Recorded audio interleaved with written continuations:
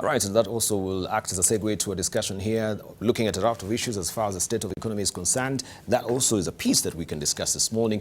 Also looking at the matter of corporate governance as well, with the story that we just did about the National Bank as well. Allow me to introduce to you this morning our panelists who are here with us to take us through this discussion that we'll be holding this morning. We have Gabriel Negatu, who's the Director General, East African Regional Center, that is African Development Bank. Also, we do have with us Mike Eldon, who is the chairman of the Dan Eldon Place of Tomorrow, also a consultant and the chair of KCA University. Also, we do have with us Professor Rachel Gesami.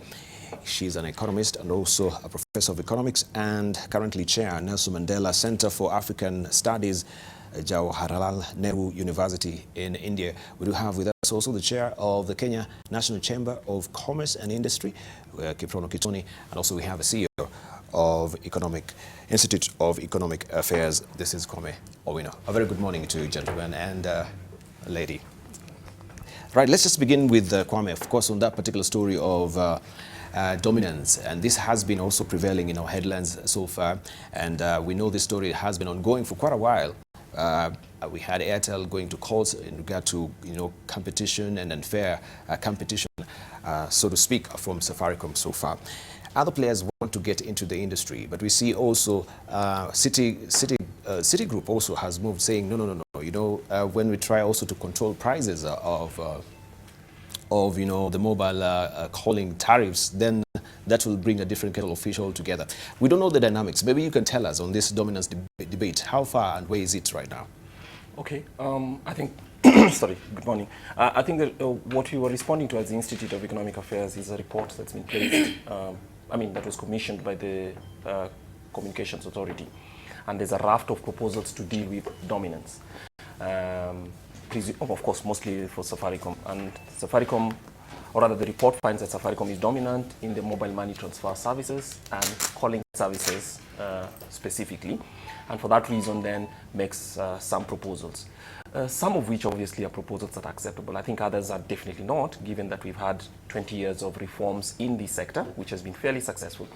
Our analysis shows us that most of those reforms, or rather the picture of market distribution you see today comes from investments that some firms have made. So in our calculations, Safaricom has made something like close to 50 billion Kenya shillings in transmission equipment. Now, to force them, one company that has made almost $500 million in investment over 12 years, to then force them to share their infrastructure with other companies and at prices that are capped and managed by the regulatory authority, in our view, is unfair. So that's the first. The second point is that technically dominance alone, according to Kenya's law, competition law, is not a crime. What would be a crime is if that dominance has been used to, one, to raise prices arbitrarily against the public, most importantly, but also to harm other market players. The report has not demonstrated that.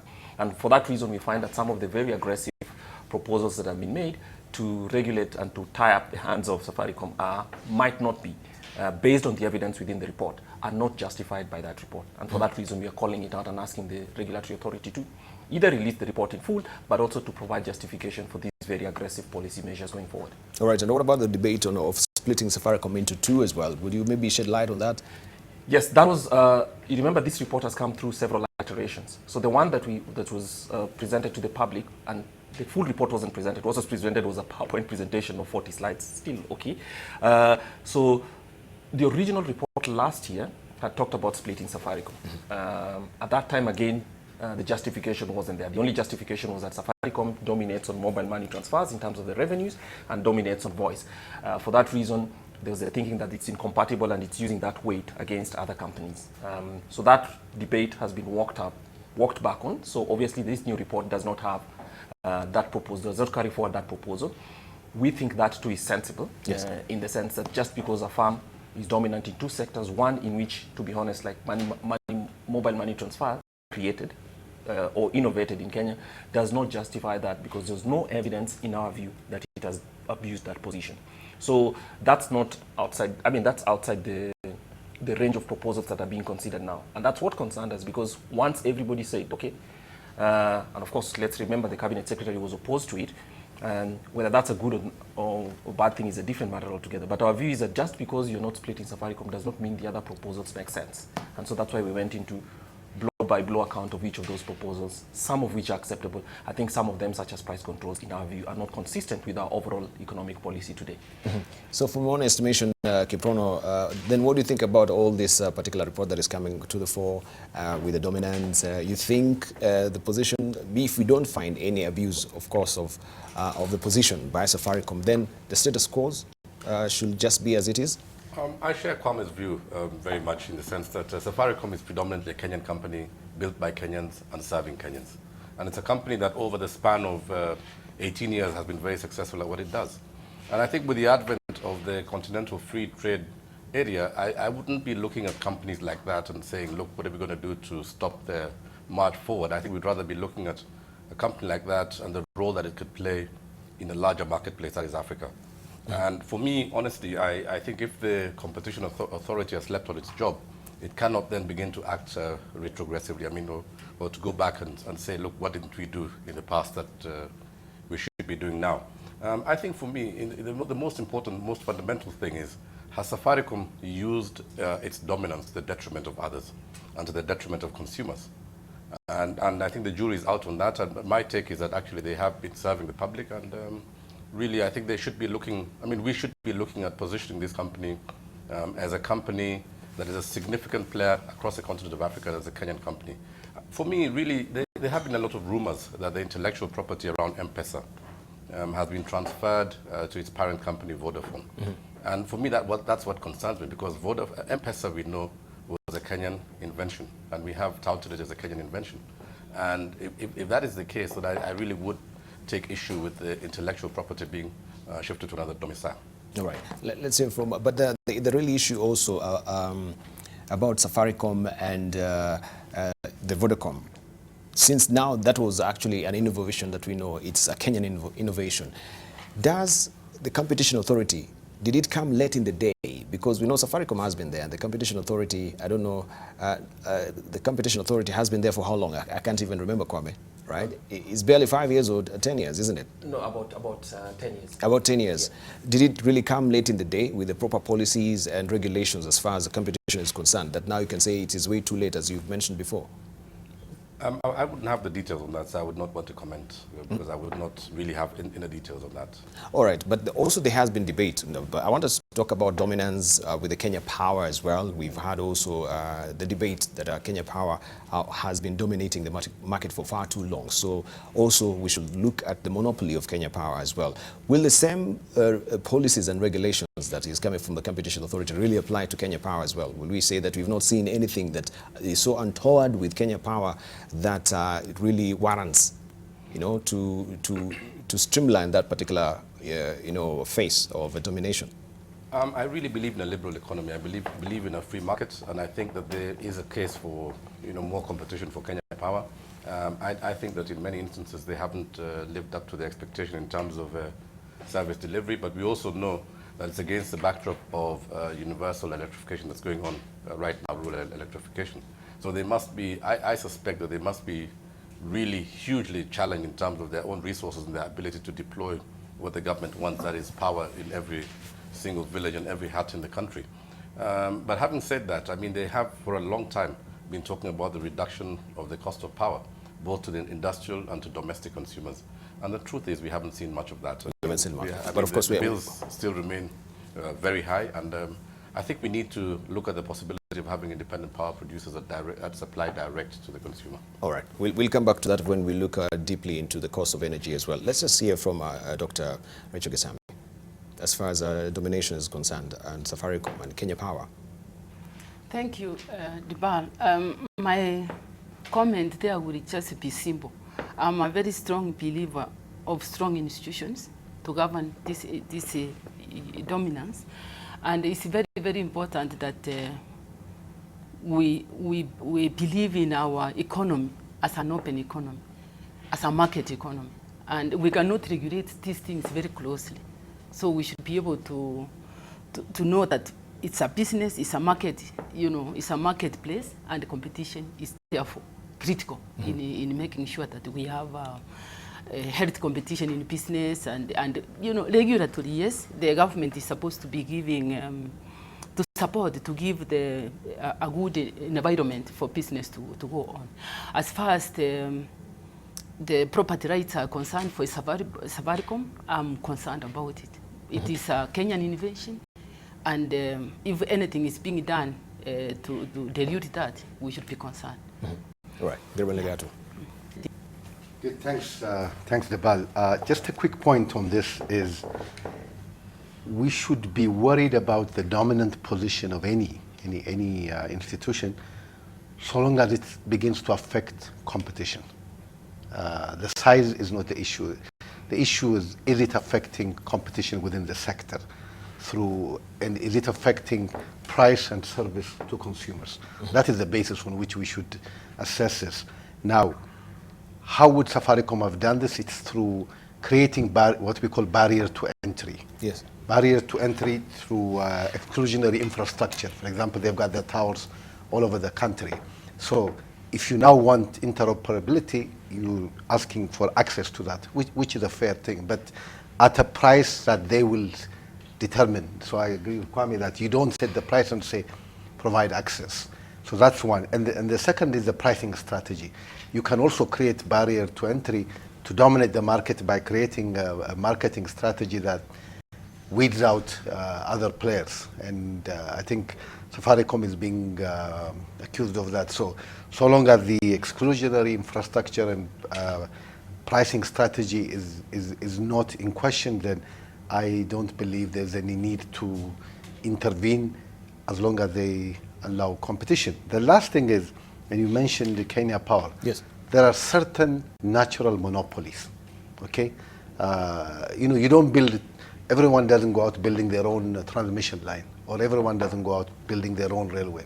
There are certain monopolies that are naturally monopolistic, but what is important for the Regulatory Commission is now to ensure that access is guaranteed to allow competition and service. So those are the two issues we need to look at, access and competition. All right, let's hear from Mike Eldon. If you're looking for a dissenting view from me relative to what we've been hearing, sorry to disappoint you. I think everything that has been said, I absolutely go along with. And Safaricom has been very effective, not only in regard to the extent of their investment, but also in how they have identified themselves as Kenyan. Kip, you talked about Kenyan. And we think of Safaricom as ours, business of intellectual property aside. But those of us who've read their sustainability report, it's extraordinary, isn't it? And the way they have selected among the Sustainable Development Goals, the SDGs, and said, here's what we do in this one, and here's what we do in this one, and here's how we do it, and here's the impact it has had. I think that's absolutely exemplary to any organization in this country. Now, of course, the bigger you are, the more profitable you are, the easier it is to do that sort of stuff. But they've done it. And they've done it because of the investment, the innovation, the customer service that we've been hearing about. Just yesterday, I was in their Platinum shop in Sarit Center. I wrote about it in a recent column. There's no one that gives better customer service than the people in that outlet. Just the next one, where everyone is crowded, is a bit of a challenge. But why is it a challenge? Because they're so popular, they're so in demand. So that one, I think it's hard to simply introduce means of making them less dominant, which would benefit us, the consumer. On the energy one, I think the interesting emerging opportunity is for off-grid power. And this isn't large-scale stuff, and it can coexist with a transmission infrastructure natural monopoly. But they have been accused, haven't they, of not doing enough development off-grid as opposed to continuing with this last-mile on-grid, high-cost infrastructure. And for a lot of small players, decentralized around the country, to do solar and wind and those sorts of things. I think that is an interesting opportunity. All right. But you shouldn't be looking to Kenya Power to do the off-grid. Right, That's right, not what they do. right. Yeah. It's the small independent operators that will now come in and fill the gap with smaller off-grid solutions, micro dams and so on. Indeed. But it's still sticking at the positions because we know there's a class action suit that was filed by some Apollo Mboya is one of them against Kenya Power, using their dominance to actually try and suppress Wananchi through even the tokens that they've come to the fore to agree. Yes, there has been a faulty whacking of this particular tokens. Some people have been fudging the numbers. So isn't that also a very untoward gesture from Kenya Power with their position? And should we relook actually at the monopoly of Kenya Power? Oh yes, definitely. I mean, when you have the positions, okay, and let's distinguish this. Remember that in our mobile telephony's telecom sector, for instance, there are at least 3 firms, which means that obviously there's a market to contest for. Kenya Power has, in many respects, a dominant position in terms, actually the only option in terms of transmission and distribution. So yes, there's been some mischief. I think this is a matter that is in court and courts are going to find. But obviously, Kenyans have complained over time. And that tells you that people are very alert to this. Kenyans have complained over time that some bills were inflated.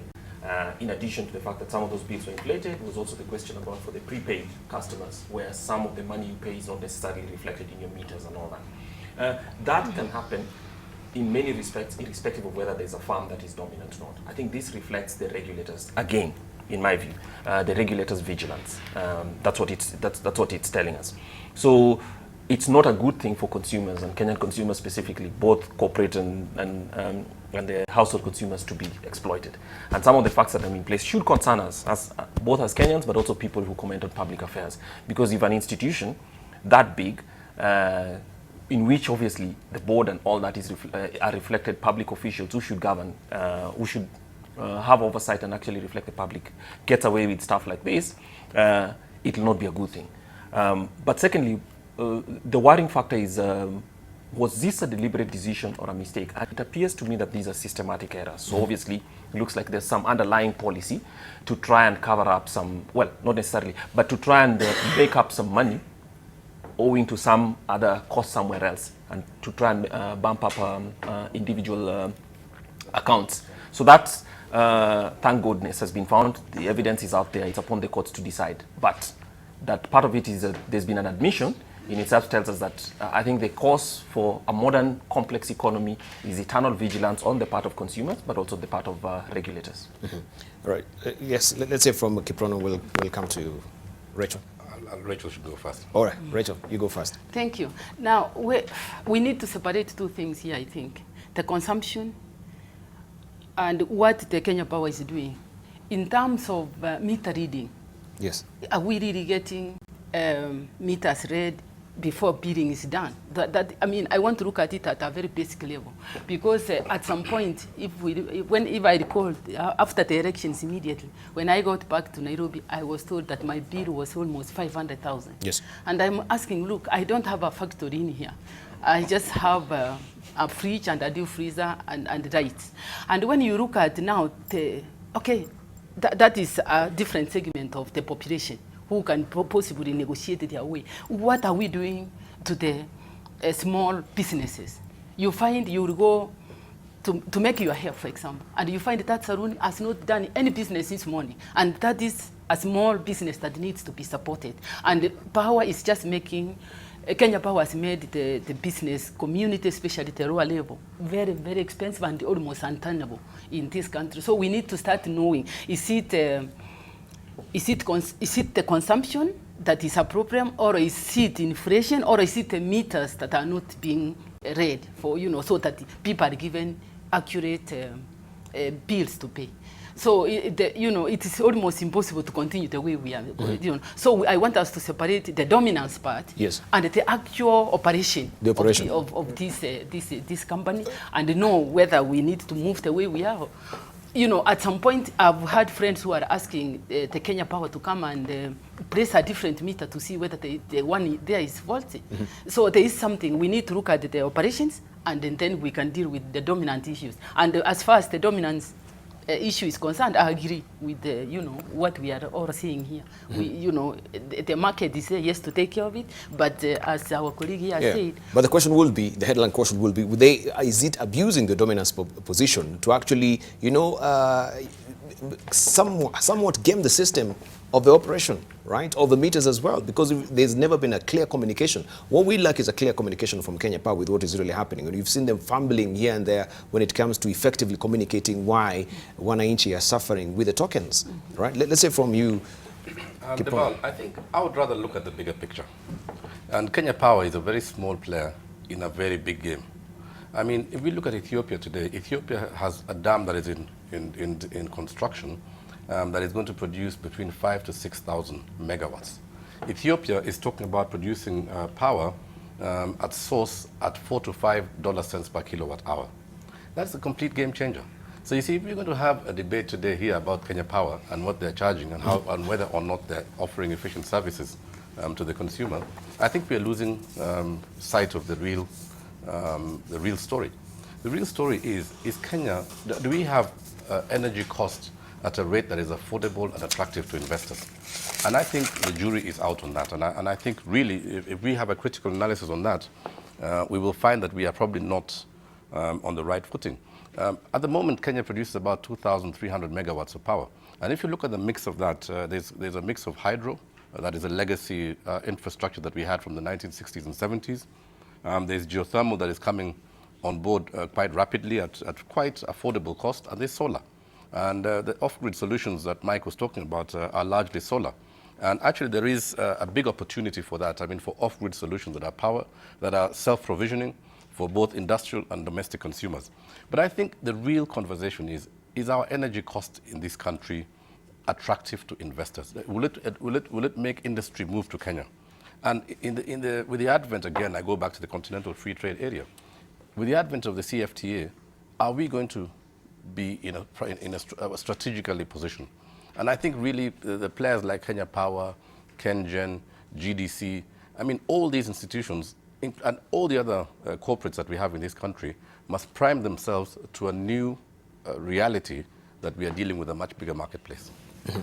All right, Kwame, you wanted to say something on that? No, I think two things, yes. Originally, I think at the beginning of this administration's term, one of the things that the country committed to was to raise power quantum by an additional 5,000 megawatts. That experiment has gone wrong. In fact, my view is that perhaps is what is responsible for the additional costs that we are seeing Kenya Power trying to, in my view, surreptitiously forward back to consumers. It's clear that the model of power extension that we chose was so expensive, partly because once you have generation capacity and it's not all absorbed, you still have to pay for that, the fact that you have capacity in space. And that, in my view, could be part of the reason that actually Kenya Power has costs based on a political decision that was made that is actually forcing it to have to find new avenues for money. Now, if the rates are not adjusted to reflect that, because remember, most of the last mile connections were for smaller families and all that, whose use of power is not as intense as what an industry or a bigger family unit in Nairobi would do. So I suspect that might be part of the bigger story. We extended an additional 1 million lines. In as much as we doubled the number of connections, revenues to Kenya Power went up by only 3%. Only 3%. Telling you that all these new connections did not raise sufficient revenue for Kenya Power to actually allow it to pay for its all costs. Partly because of that political decision making, in addition to other strategic decisions that the KPLC made, it was not able then to actually raise additional money. And I suspect that might be part of the reason why it's trying to find new ways to actually recoup that revenue, because there are standing costs that it has to bear nevertheless. So that actually might be our dilemma. All right, sir. Of course, we continue with the conversation appears here with the panelists. I'm holding court this morning with Kwame Owino, who is CEO of the Institute of Economic Affairs. Also, we do have the chairperson of Kenya National Chambers of Commerce and Industry. This is Kiprono Kittony. Also, we have Professor Rachel Gesami, an economist and also Professor of Economics and currently chair of Nelson Mandela Center for African Studies, General Herald Nehru University. Also, we do have with us Negatu Gabriel, who is the Director General of African Development Bank, and also we have with us Mike Eldon, who is the Chairman of the Dan Eldon Place of Tomorrow, and also the Chair of KC University and Management Consultant. So we continue with the conversation. Before we took a short break, we were looking at the cost of power and Kenya Power. And of course, you say that we're losing the picture if we just drill deeper or try and train our focus on Kenya Power alone as a distributor of power.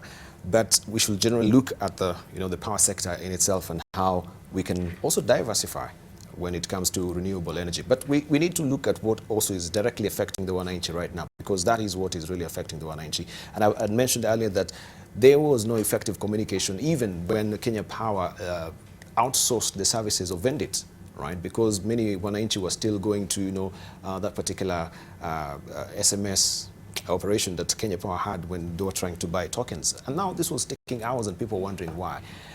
We do know how also they got the Vendit as well to be outsourced. Did it go through the proper procurement system as well? Let's just begin with you, Kwame, on that particular bit. Well, yes, I think that's an operations question, and maybe the management should decide. Look, because they had their own system for actually paying for power. They introduced an alternative one for no reason, which had added cost. And I mean, that's a significant thing, which has added cost. And then it ended up being even less efficient than the other one. And some of the information that's in the public suggests that part of that was basically, it was just as if it was internal sabotage because somebody had an interest in an outside vendor providing that service because of commissions and all that, which is interesting. An institution as large as Kenya Power should have the ability, I know, the IT capacity to actually install,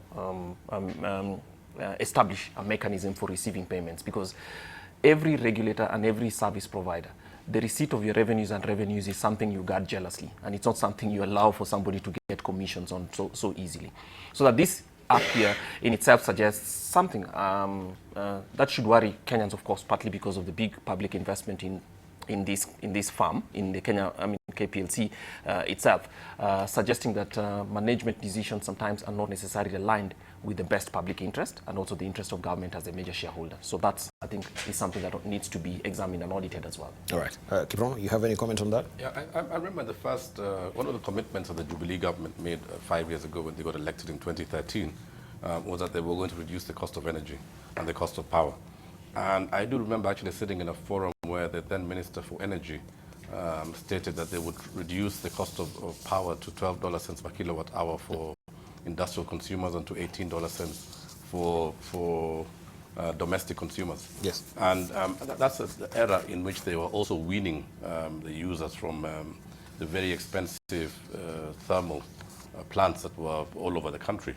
And there was hope. I mean, we thought that there was going to be an instant reduction in the cost of power and that our bills were going to go down. But the exact opposite has happened. I mean, the truth of the matter is that everybody in Kenya is really belabored by very high power costs. I mean, in my residence in Nairobi, my power cost is in excess of 40,000 shillings per month. And probably the highest consuming unit in that house will probably be an oven or a coffee maker. And I certainly don't run any business out of my house. Mm-hmm. And so there's real concern. I mean, yes, we have the last mile, we have quite widespread application of power in the rural areas in Kenya, and yes, it's a good political statement. But the reality is for those people who are living in urban areas, the cost of living is of great concern, because people need to live and they need to have the basic facilities that are available to them.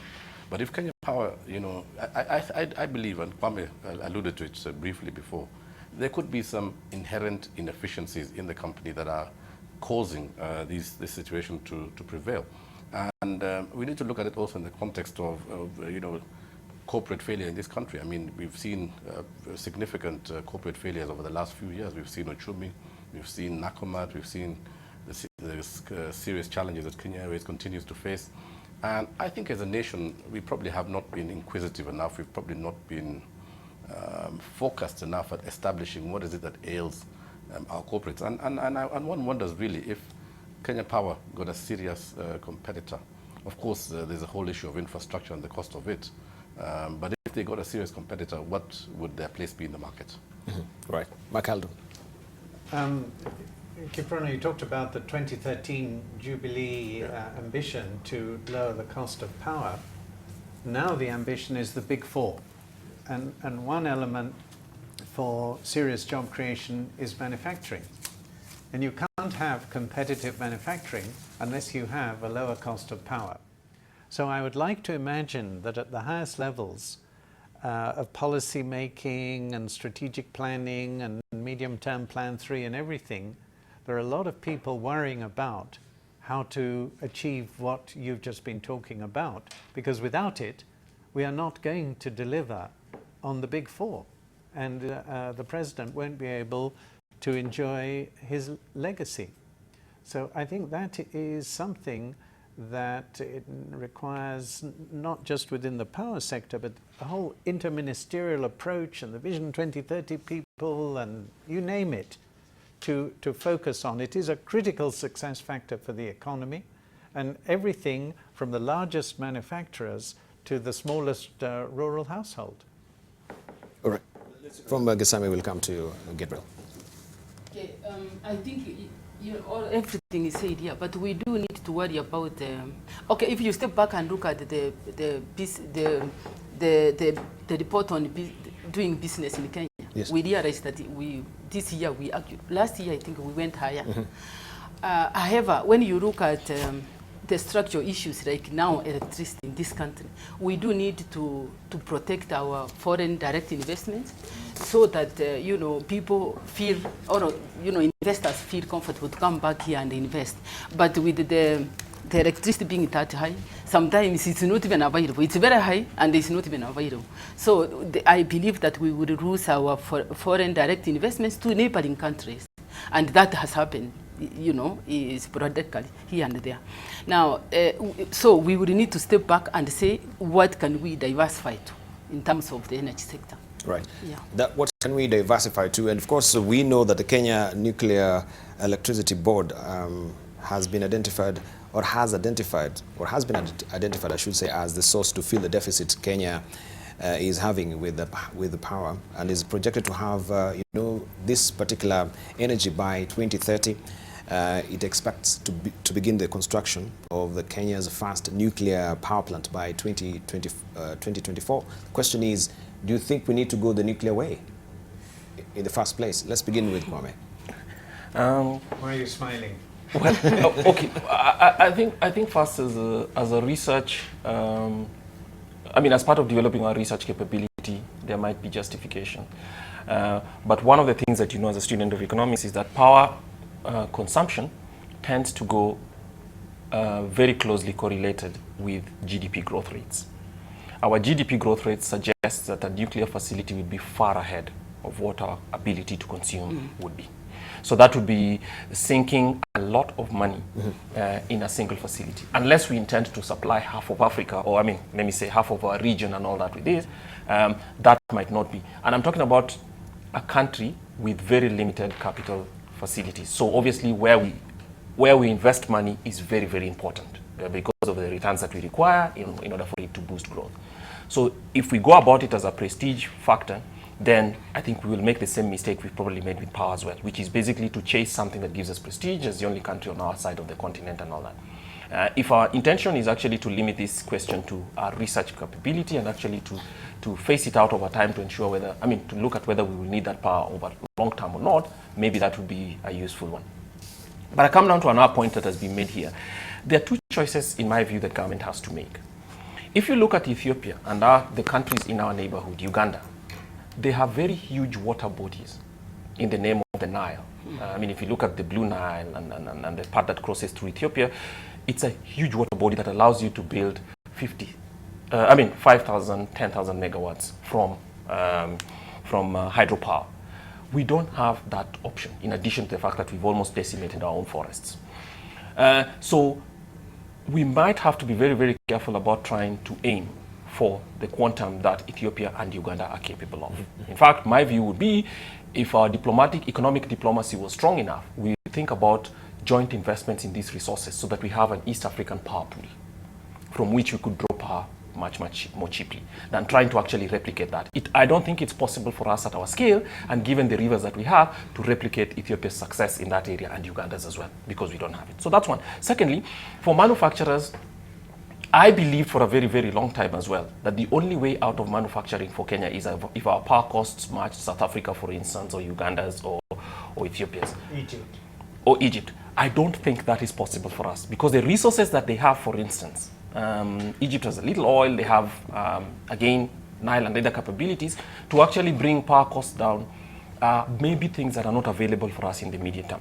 So the manufacturing success that Kenya must seek might actually have to be a model completely different from that's available. And one of those is for us to manufacture specific goods and to invest in specific goods and services for which the power component is lower out of the overall cost. And I give the example, the worst example possible. I know the gentleman and the lady will correct me. Germany, for instance, has the world's most expensive power, and it is also the world's largest, on per capita terms, exporter of manufactured goods.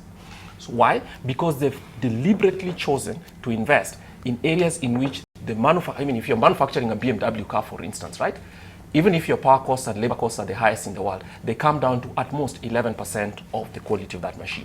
So my view is that part of what government needs to do in terms of our manufacturing is to try to channel a path for us so that manufacturers and our investors can go into areas in which power does not become the biggest constraint to our ability to compete regionally and internationally. That's some strategic thinking we may have to actually do.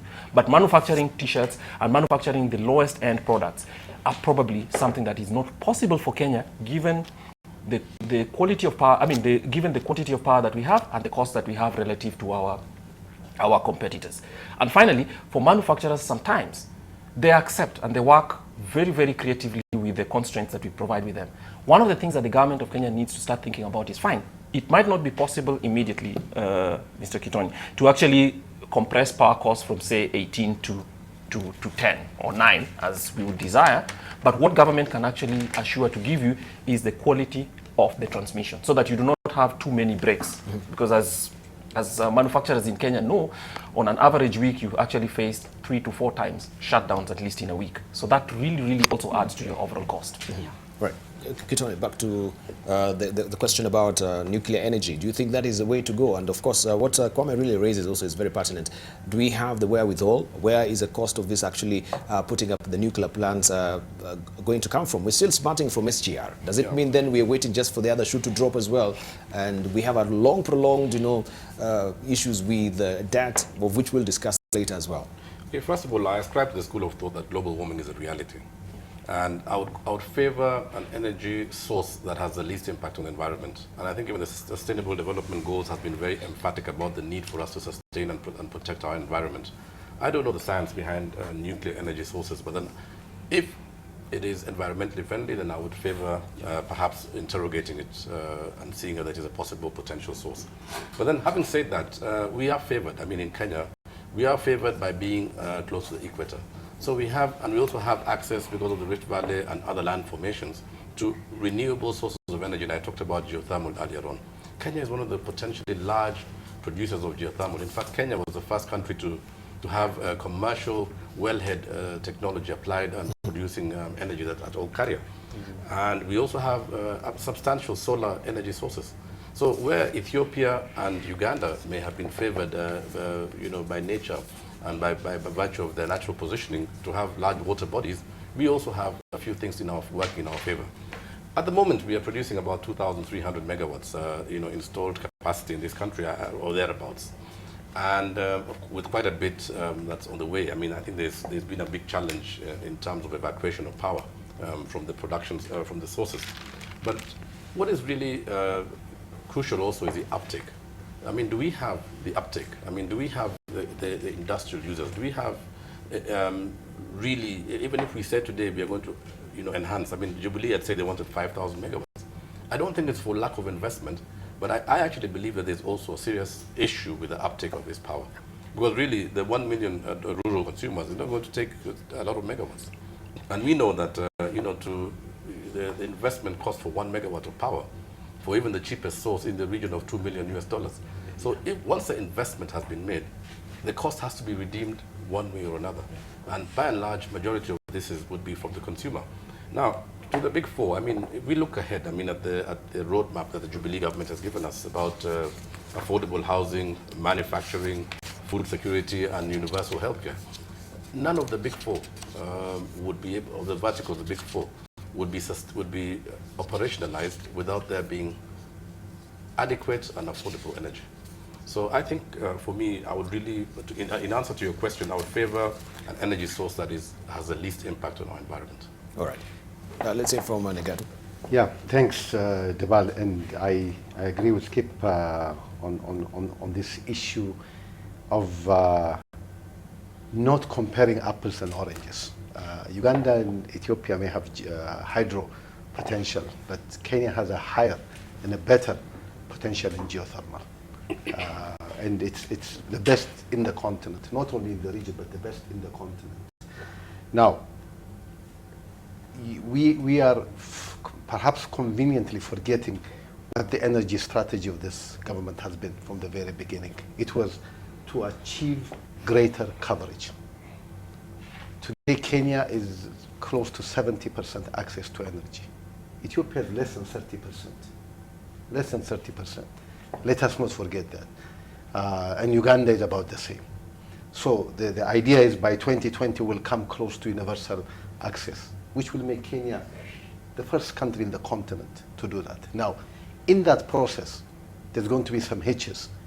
And since this is an economy that has cost-reflective tariffs, and that the new entrants into the game, the new connections, these are people up country who are not paying for the first 50 kilowatt hours and so on, and who barely use anything over that 50 kilowatt. Therefore, even though we may have had 1 million new connections, you're not going to get the same proportional increase in revenue to KPLC from that connection. So invariably, you will end up with some cross-subsidization. You and I and Rachel and everyone will be subsidizing through our tariffs some other parts of the country that are not paying for this. Let's keep that in mind. Secondly, on industry, yeah, Germany has a high industrial rate and so on, but let's remember Germany uses coal. To this day, Germany uses coal. And Kenya is trying to get there on renewable energy. Geothermal, hydro, solar, wind, these are all renewables. They cost more, they take longer. So let us be fair in comparison. The last point is, I think this government is doing the right thing by now focusing on industry near where the power is.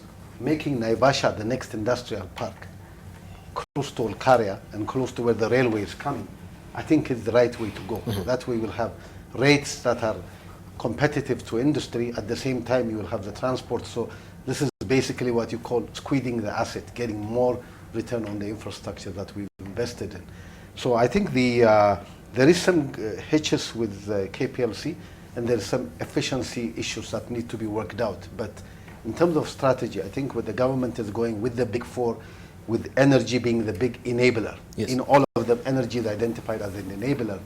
We're going to get there, but there will be some hitches along the way. All right. Mike Eldon. This nuclear one, there are some people like Karanja Kabage, who's a huge enthusiast for nuclear. There are others who say, forget it, this is just not viable here. And I think the time has come probably for you, Kwame, at IEA, to sort this thing out for us. I remember quite some years ago being in a discussion with World Bank people, and there was one of the World Bank people from Ireland, and his contribution to the conversation was, if it's too advanced and too complicated for Ireland, I'm not sure if it's appropriate for Kenya. So I don't know. I don't know why Karanja Kabage thinks it's the greatest thing since sliced bread, and that others think it's just as ridiculous as Kenya flying someone to the moon. The other interesting one is coal here. And people ask about this coal plant in Lamu, never mind the impact on the environment, the question that was raised. Do we have the demand that this would generate the supply for? And should we not, as again has been indicated by others, be more focused on improving the effectiveness and transmission and reducing power cuts than supplying and supplying, just to show how many megawatts we have manufactured. Obviously, the more we can do energy generation that doesn't have an impact on the environment, the better. You look even at some of the Middle Eastern countries that have oil coming out of their backyards. They're investing in huge solar farms. The cost of solar panels continues to come down. So whereas, yes, it still is more expensive, the difference between the different energy sources is not as big as it was, and it is continuing to narrow. And so I think that we need to see how other countries are using either the smaller scale off-grid or the huge scale farms, given the declining cost of solar panels. The cost of solar panels has gone so low that, for instance, at Davis and Chertliff, where I am, we've stopped selling panels as panels because it's just it doesn't make business sense. We sell them as part of business solution with pumps and other things as a component. And I'd like again to think that there are people at the top of government who, because of Vision 2030 and Medium-Term Plan 4 and Big 4, are looking at all of these things, and there will come a time in the not too distant future when they can educate us, because we're asking questions here. Yeah. This panel is asking questions, and we're saying, well, maybe this and maybe that. We need to have proper answers to these questions, and I don't know what universities are doing in this area here. I'd like to see much more thought leadership and research from universities, of which I'm the chairman of one, but not in that area, to help guide us and say, okay, we're going to do this, we're not going to do that. It'll have this consequence on regularity of supply, on price of supply, and hence on the competitiveness. What we know is that the extent to which we have improved our ease of doing business and global competitiveness has not been massive, the improvement. And that where there has been an improvement, it's been in areas that have been relatively easier to improve than those that remain to get us into that top 50 of ease of doing business, which of course is our ambition for the coming years. And we've not used at all this morning to look at the integrity issues, the governance issues, except you previewed it a little bit with the NBK story. Yeah. But these are the issues that we need to tackle head on to get into that top 50 on ease of doing business. Right. And of course, we shall go blow by blow. As we look at the cost of energy, we'll drill deeper also into issue of governance as well. Maybe, Rachel, you wanted to say something on this? No, I'm done. Yeah, you done? All right. Then the question will be, as it raises the solar farms and going the nuclear way, because we have Joseph Minor from the Radiation Protection Board, who's the acting officer, saying that he's allaying, of course, our fears concerning the safety, security, and the disposal of waste from nuclear energy. And he says that Kenya has a nuclear safeguard where nuclear material must be accounted for atom by atom to make sure no diversion for unintended purposes. We're not really assured about this because we've had also Al-Shabaab, striking some of mass installations here in this country. How sure are we, with the threat of Al-Shabaab just across the border, that we have a nuclear plant that will be securely guarded for the safety of Kenyans if we go this way? And if we have the option of solar farms, why can't we go the solar farm way? We know that there is an expanse in Turkana right now of aquifer. I don't know if that can be used also, the water underneath. They say for the next 70 good years, Kenya can be supplied with water. We don't know what the government is doing as far as that is concerned as well. But solar farm, we know wind energy also is being tapped as well. But isn't solar farm a better option to nuclear energy? Okay, let's talk about, to be honest, the problem about securing nuclear material, especially fissile material from causing danger to the public, whether by accident or a different somebody's hand, say a terrorist or somebody who wishes to create trouble, is very low. I mean, nuclear plants exist in many parts of the world. They're very, very good protocols internationally, and we have a law as well for guarding it. So that for us at the Institute of Economic Affairs is not really the danger. Yes. The danger just comes in, we are concerned specifically about fancy projects, fancy, shiny projects that are prestige projects principally. And there are some of them across this country, historically and even now. So that's what concerns us. The ability to secure it is really not a problem because the protocols internationally are very, very strong. There are mechanisms for inspection, and we don't have a problem that we would be able to find capable people to actually secure it. What we are fearful about is spending another 30, 40 billion shillings on a fancy project, just so that we can record it as we are the first people in this continent to do this stuff and to do that kind of stuff. Why? Because resources, and especially right now, are tight. But more specifically, developing countries and a country as a $1,500, $1,600 level of income per capita should not be taking public money and investing it in fancy projects. So the security side, I think that is not even debatable. Those protocols exist. I think if they're followed to the letter, they would not be. And increasingly, actually, new technologies are being developed to secure them. What concerns us is that just that we pull out of the air a fancy thing and decide we are the first African country to try and do this thing, let's go for it. You can get massive amounts of power. You can get those amounts of power at very, very safe levels. And it's also true, over time, nuclear material can actually be secured, and it's a very clean source of power over time. The point is, given our income trajectory, there's no country at our income level that has actually succeeded in that. Now, that doesn't mean that we shouldn't, but it tells you that our chances of success are probably minimal. All right. So that is a misplaced priority. You think so? For me, Kiprono? Debarl, I would go for what is tried and tested. And like Mr. Negatu said earlier on, Kenya is a prime source for geothermal power. And if it works, I mean, why fix it if it works? I mean, that's what we need to be focusing our energies on. What also concerns us as a Chamber of Commerce is the investor experience. I know there's been great challenges in evacuating power. We do know that there have been actually some wind and solar projects that have been deployed in parts of this country. And we've had several complaints from investors in these sectors that they have had huge frustration in terms of getting power purchase agreements signed off by the relevant authorities in the country.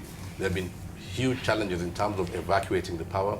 Because it's one thing to install the plant, but it's another thing to evacuate the power to where it is needed. So if you have a wind plant, say for example in Turkana, and we don't evacuate that to the national grid, it's the investor's loss. If an investor comes and places that investment and doesn't have a signed power purchase agreement, you see a power purchase agreement, what effectively transfers the onus to pay for the installed capacity to the user, to the government in this case. And in the case where an investor has come in and actually made the investment, perhaps using borrowed funds, and then they don't end up with the power being evacuated and they don't have a power purchase agreement, for me as a chamber, that is a matter that is really of concern to me, because what will happen is these are international players and they will go back to the international arena and say, don't touch that place with a 1,000-foot pole. So I think there's a real need as a country to look at the investor experience. And for me, I would rather go for what is tried and what is tested. If it's geothermal, then so be it. All right. Rachel. I like the way Kwame is passionate about this nuclear power. For me, I look at it as a long-term strategy for this country. And if we are unable to deal with the power as it is now, almost to a point where people, some areas, manufacturing and others are not functional most of the time. The only area that I see we should diversify immediately, and there's nothing holding us, is the solar farms. There's land all over. We can actually get this power, put it into the nearest grid, and we have more power in that way. So that, we are looking at the nuclear in the long term, we look at the solar as the immediate term, and then we can be able to reorganize the power in this country and be able to grow, to have our business index go up. Yeah. Right. As we're winding up on it, let's hear from Negatu. And Ethiopia as well, we know there's a big debate between Ethiopia and Egypt as far as the Nile is concerned with the Renaissance Dam. You can also clarify on that as well, because I think issue of resources is becoming a very ticklish one, especially as now we know the resources also becoming a bit scanty. You talked about global warming and how also in this country we are suffering. Geothermal, we did get affected as well. If you still say that is the true and tested source of energy, what about global warming affecting it? Now, just quickly on this nuclear option, I think it's good the debate is beginning. Yes. But in this country, the government strategy has been to use the least cost source of energy. And clearly nuclear right now is not the least cost. I think geothermal is by far base load and least cost. So for the next foreseeable future, I see Kenya remaining in that trajectory. But the discussion, the debate in the medium term about whether we need nuclear is good that it's kicking off. The second issue I want to put across to your listeners is this notion that Kenya is producing more than it needs to consume or may not be able to consume. We need to keep in mind that energy needs to be treated as any commodity, a commodity that can be traded across the continent, across the region, especially now with this new markets and so on. We have something called the East Africa Power Pool, and then the Southern Africa Power Pool. We're now trying to connect the Eastern and Southern Africa Power Pool, where power from Kenya can be sold all the way down to Cape Town. So there's no concern that Kenya may be overproducing, because whatever is overproduced can be sold somewhere else. That's what Ethiopia is doing today. It's producing much more than it can consume, but it's selling to Djibouti, Kenya, Sudan, and so on. So there's no concern there.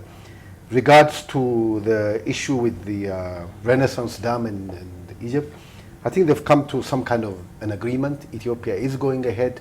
This is the 7th year of the beginning of the construction of the Renaissance Dam. It's about 65% completed, and they are moving ahead. They've had some rapprochement with Egypt and Sudan and Ethiopia, the 3 riparian countries, and I think they're working out the issues. But while that happens, the project is ongoing, and very soon Ethiopia will start producing anywhere from 5,000 to 6,000 megawatt, most or the majority of which it will never consume, or it can't consume in the immediate future. But clearly they see this as they call it the white gold that can be exported all the way to Egypt and all the way down to South Africa. So let's look at power as a commodity that can be sold and traded across the region. All right, finally.